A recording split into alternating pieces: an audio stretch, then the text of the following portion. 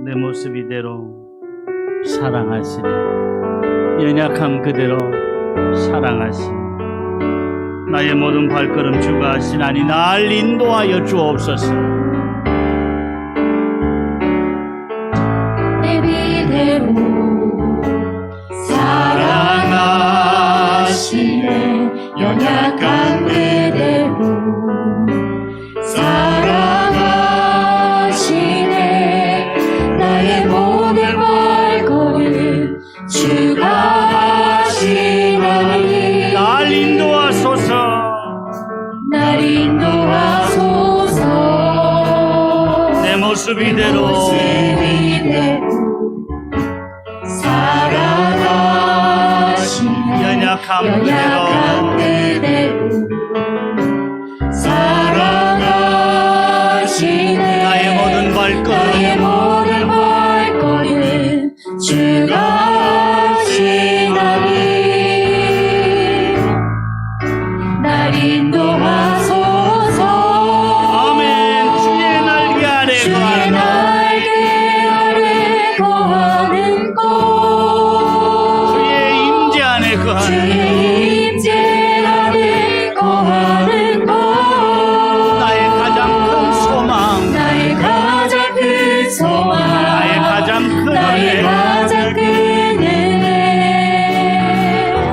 주와 함께 동행하느니 주의 날개 아래 거하는 주의 날개 아래 거하는 곳 주의 임재 안에 거하는 곳 나의 가장 큰 소망 나의 가장 큰 은혜 주와 함께 동행하느니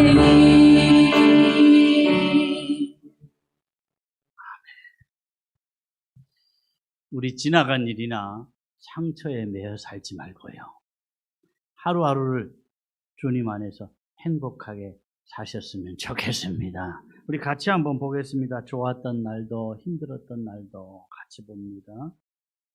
좋았던 날도 힘들었던 날도 결국 지나간다. 좋았던 날을 붙잡을 수 없듯이 힘들었던 날도 나를 붙잡을 수 없다. 좋았던 날, 힘들었던 날 모두 어제다. 오늘이 지나가면 난 내일 안에 서 있을 것이다. 좋았던 날이거나 힘들었던 날이거나 과거에 서 있지 마라. 사람마다 소원은 다 달라요. 지금도 자리에 누워서 일어나지 못하는 분들은 내 발로 좀 걸어 다니면 좋겠다. 믿음의 사람은 아파서 교회 못 나오는 게 가장 힘들거든요. 내 발로 주의 전에 나가서 좀 예배드리면 좋겠다. 그런 소원을 갖는다니까요. 숨쉬기 힘든 분들은요, 산소 호흡기 없이 숨만 좀 잘 쉬었으면 좋겠다.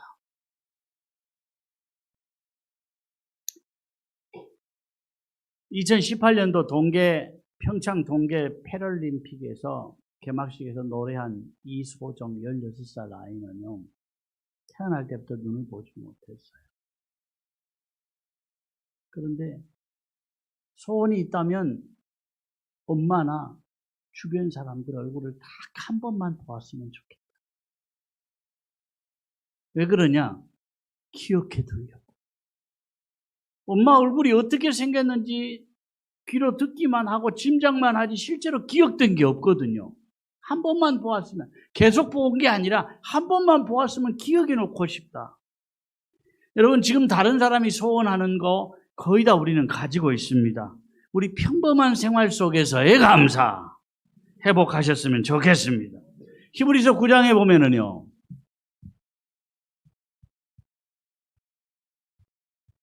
히브리서 9장 한 번 죽는 것은 사람에게 정하신 것이요 그 후에는 심판이 있으리니. 죽으면 다 끝이지 뭐. 아닙니다. 죽으면 끝이면 어떻게든지 잘 먹고 잘 살면 그만입니다. 그런데 죽은 다음에 심판입니다. 믿음의 사람만 부활하죠? 아니에요? 안 믿는 사람도 부활해요?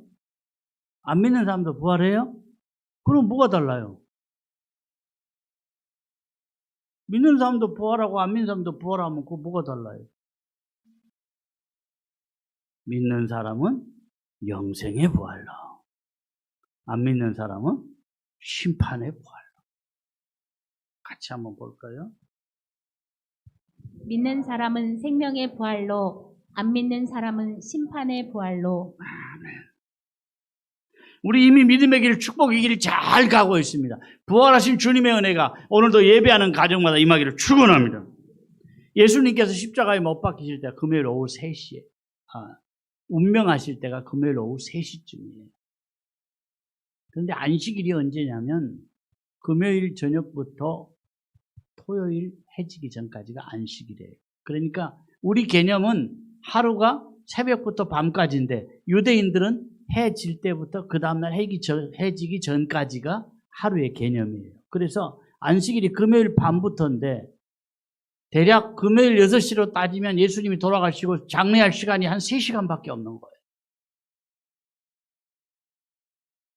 유대인들이 일반적으로 막 평민들은 우리처럼 매장을 합니다. 그런데 뭐 귀족들이나 조금 이렇게 경제적으로 여유가 있는 사람들은 동굴에다가 선반을 치고 거기에 시신을 안치를 하는 거예요. 땅에 묻지 않고. 그런데 예수님이 돌아가셨는데 당장에 묻힐 곳이 없어요. 아리마대 요셉이 자기 죽으면 사용하려고 동굴을 준비해 놓았는데 그걸 예수님의 장례를 위해서 내드린 거예요. 예수님 장례를 치르면서 3년 동안 온 세상을 떠들썩하게 하고 로마에서 우리를 해방시켜 줄 것 같고 새로운 세계가 올 것 같은 그런 일들이 이제 다 끝났다. 예수님 죽으심으로 모든 게 다 끝나버렸다. 사람들의 생각이 그랬어요. 예수님이 다시 살아나실 것이다. 뭔가 새로운 시작이 있을 것이다. 이렇게 생각하는 사람은 아무도 없었어요. 그런데 안식일인 토요일이 지나고 그 다음 주일 새벽에 예수님은 다시 살아나셨습니다. 새벽에 무덤을 찾은 여인들이 가보니까 예수님이 없어요. 시신에 뭐 향료를 바르려고 준비해 갔는데 시체가 없어요. 제자들이 또 놀라서 가보았더니 예수님이 무덤이 비어 있어요. 당시 교인들 가운데 예수님의 교훈이나 말씀이나 다 좋았는데 다 믿어지는데 예수님이 다시 살아났다는 것은 안 믿어진다. 그렇잖아요. 잠시 기절했다가 깨어난 사람은 몰라도 완전히 죽은 사람이 어떻게 다시 살아날 수 있나 그 말입니다. 그래서 상당수가 예수님의 부활을 안 믿었어요. 사실 성경을 머리로 보면 이해되지 않는 부분들이 너무너무 많습니다. 마태, 마가, 누가, 요한복음만 해도 서로 기록이 좀 다른 부분들이 있어요. 새벽에 예수님을 찾아갔던 여인들의 이름도 조금 다르고요. 또 가던 때도 좀 달라요. 새벽 일찍이 갔다고 그랬는데 또 어디 보면은 동틀 때 갔다고 그랬어요. 또 만난 천사도 그래요. 어디 보면 동굴 안에 천사가 있었다고 그랬는데 또 다른 곳에는 굴려낸 돌 위에 천사가 앉아 있었다고 그랬고 어디는 둘이라 그러고 어디는 또 하나라 그러고 똑같은 성경인데 이런 것들이 각기 다르다는 얘기예요.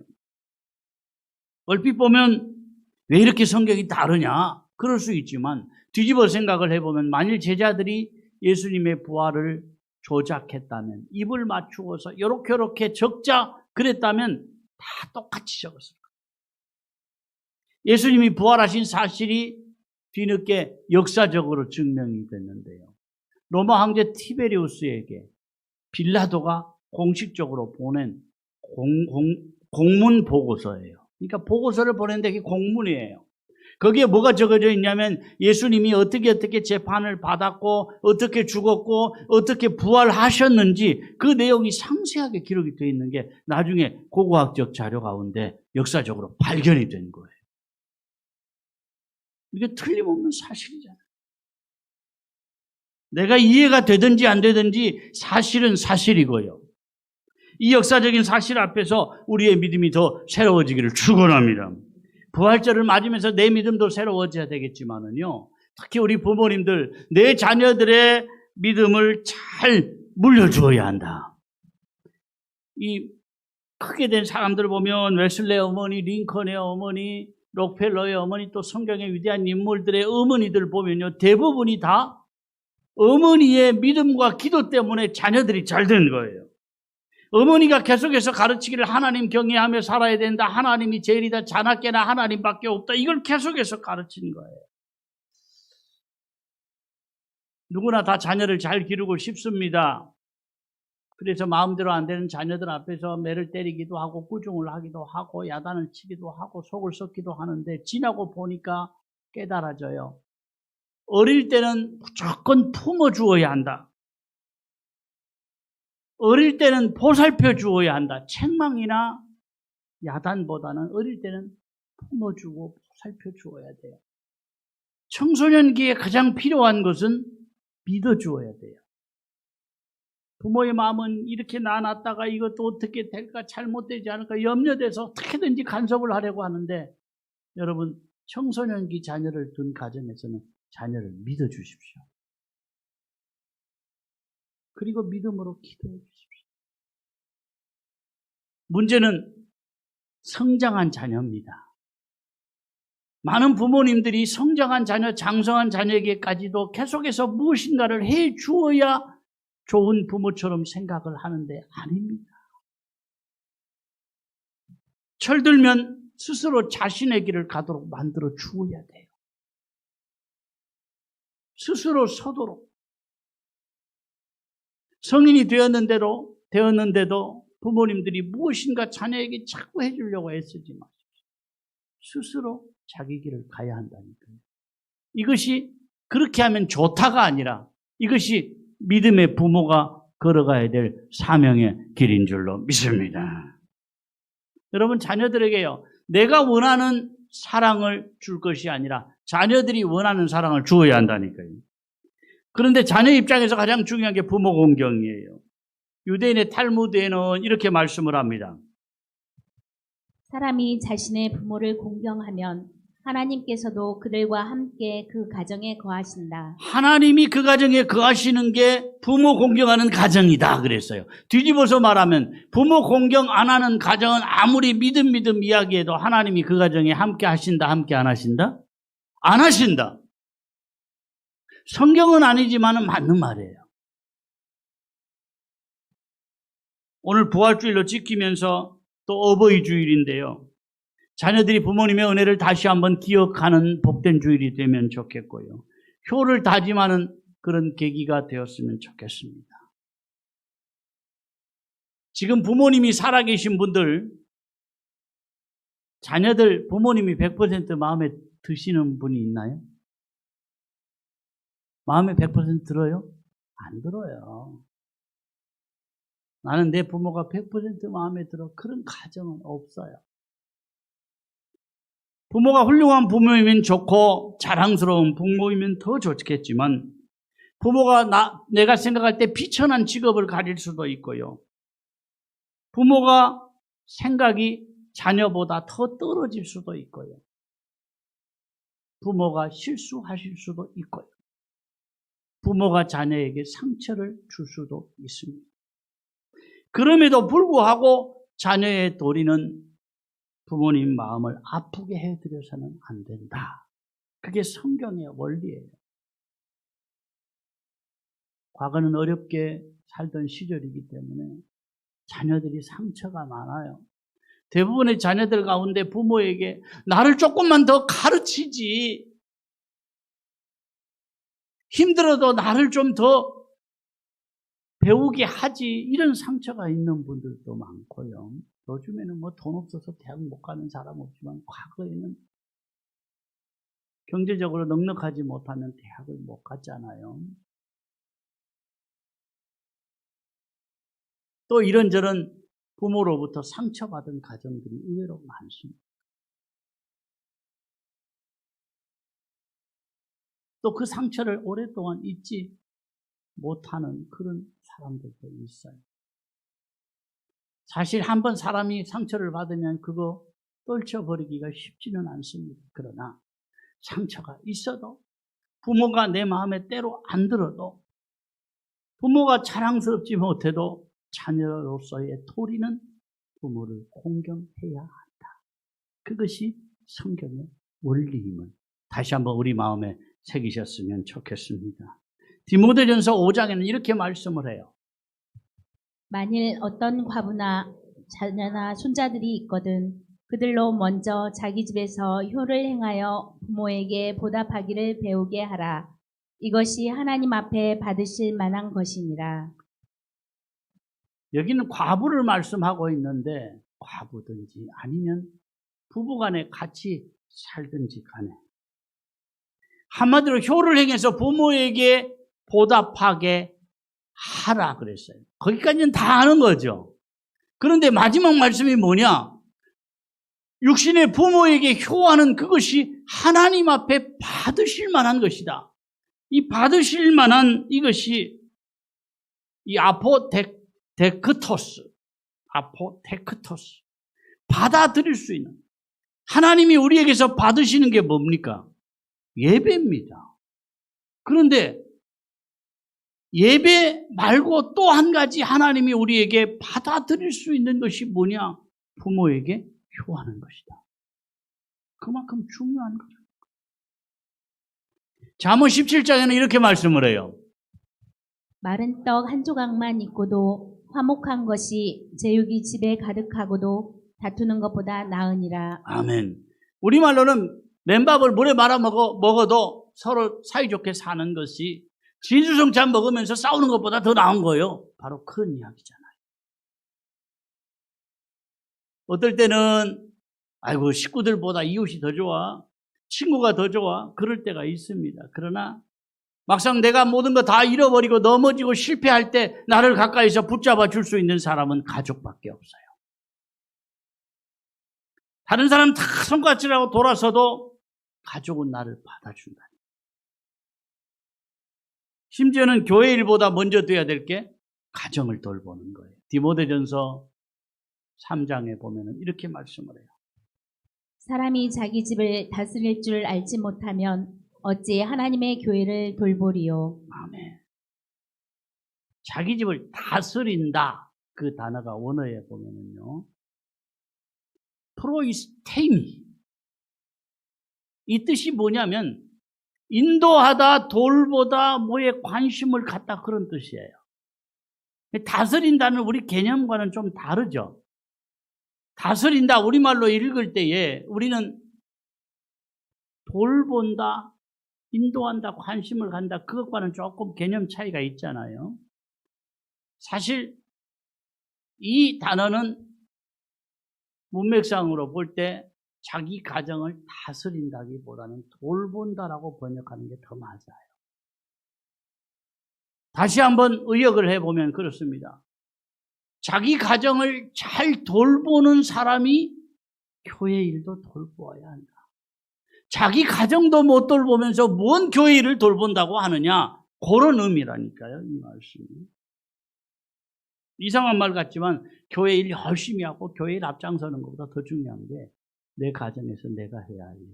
아빠로서, 남편으로서, 아내로서, 어머니로서 또는 자녀로서 내가 해야 될 일을 감당하는 게 더 우선이다. 무엇보다 가정에서 죽으나 사나 하나님을 높이는 가정 되어야 합니다. 아멘. 시편 128편에 보면은 여호와를 경외하며 그의 길을 걷는 자마다 복이 있도다. 아멘. 하나님을 높이는 가정으로 사시기를 바랍니다. 창세기 49장에 보면은요. 내 아버지의 하나님께로 말미암나니 그가 너를 도우실 것이요 전능자로 말미암나니 그가 내게 복을 주실 것이라. 위로 하늘의 복과 아래로 깊은 샘의 복과 젖먹이는 복과 태의 복이로다. 아멘.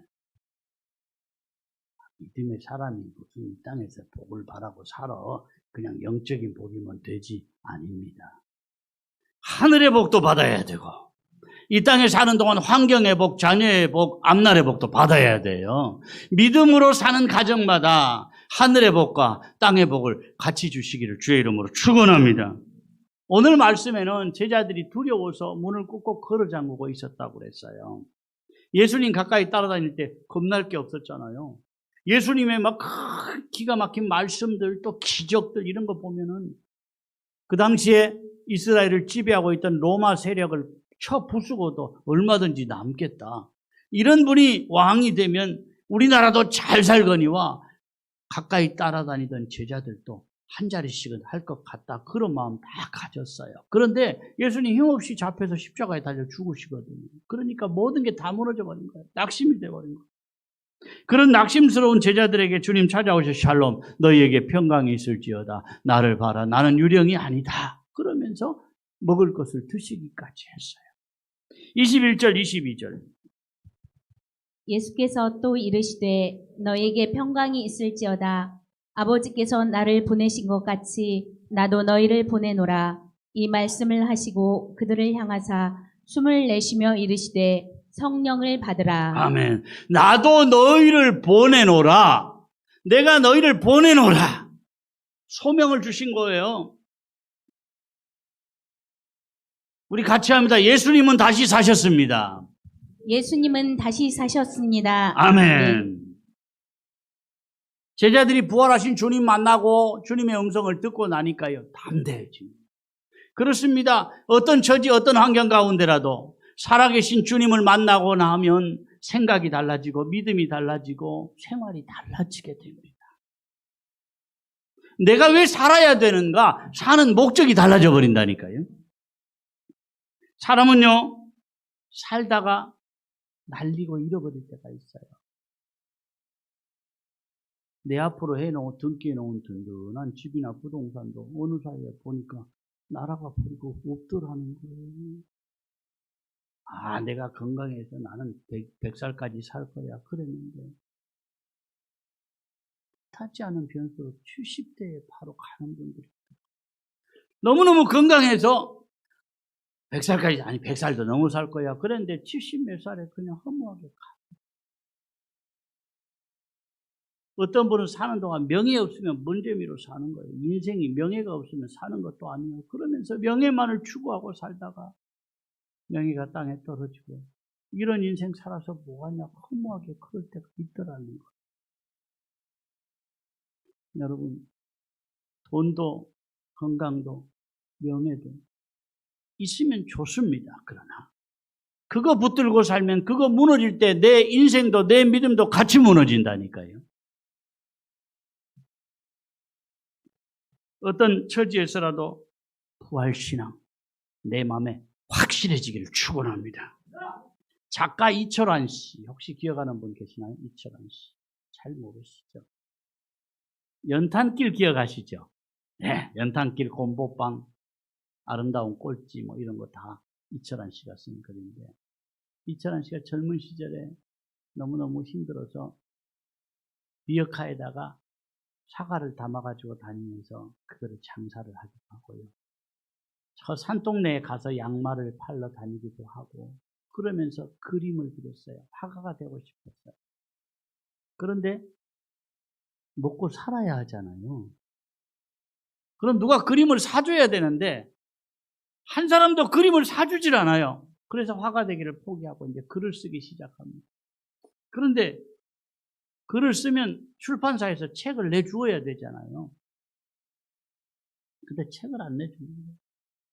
이 원고로는 좀 어렵겠다. 거절당하면서 다시 원고를 다듬고 또 수정하고 그러면서 준비하다가 결국은 출판하게 되었는데 베스트셀러가 됐어요. 내용은 별거 없어요. 그냥 일상생활에서 일어날 수 있는 그런 일들입니다. 대부분 이야기들이. 그런데 그게 우리나라만이 아니고 중국, 일본, 뭐 주변 나라들에게 수출도 되고요. 심지어는 초등학교 교과서에 그 글이 실릴 만큼 유명해집니다.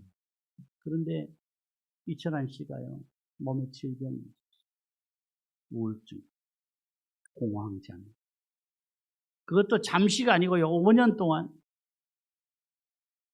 우울증 약을 먹고 공황장애 약을 먹고 도저히 견딜 수가 없으니까 막 술을 먹고 그러면서 인생 밑바닥에서 헤맸는데 구체적으로 자살을 하려고 계획도 다 세워놓고 그런 정도로 인생이 힘들었는데 나중에 그런 고백을 해요. 하나님 없었으면 나는 진짜 죽었을 것이다. 그야말로 인생의 밑바닥에서 술 아니면 견딜 수 없고 약을 먹지 않으면 견딜 수 없는 그런 상황 속에서 약을 먹고 나니까 기도할 힘이 생기더래요. 우리 때로 약물의 도움도 받아야 돼요. 몸이 너무너무 안 좋은데 기도해야지 뭔 소리냐. 그리고 약을 거부하는 거는 좋은 믿음 같지만 꼭 그런 건 아니에요. 약을 먹고 그러면서 기도하는 거예요. 정신이 좀 차려지고 약을 먹고 좀 도움을 받으면 힘을 내서 더 기도하고. 물론 완전히 다 나은 건 아니에요. 어지럼증이 13년 동안이나 안 나았대요. 지금도 몸이 좀 안 좋아요. 이제 강의를 하고 다니는데 요즘에는. 하나님 없으면 나는 진즉에 죽었을 것이다. 이 고백이 너무나 아름답지 않습니까? 큰 밑바닥에서 힘들고 힘들던 세월을 하나님 때문에 견뎌내고 결국은 승리한 거예요.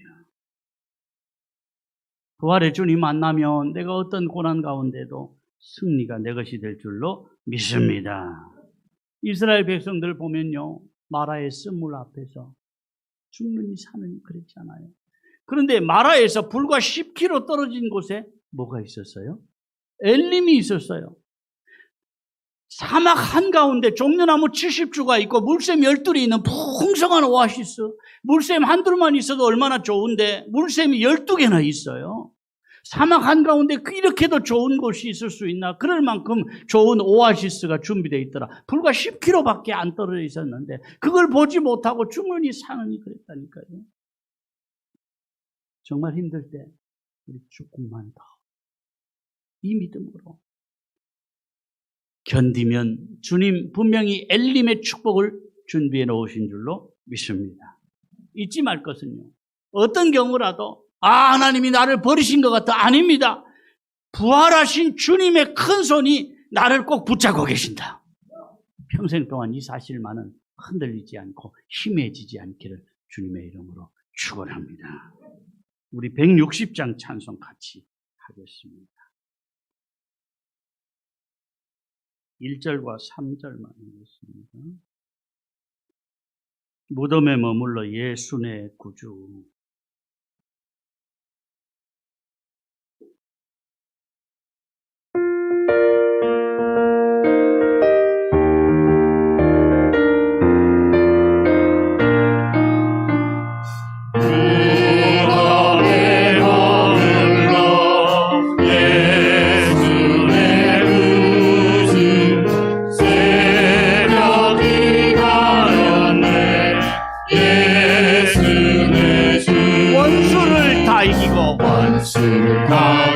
무덤에서 살아나셨네.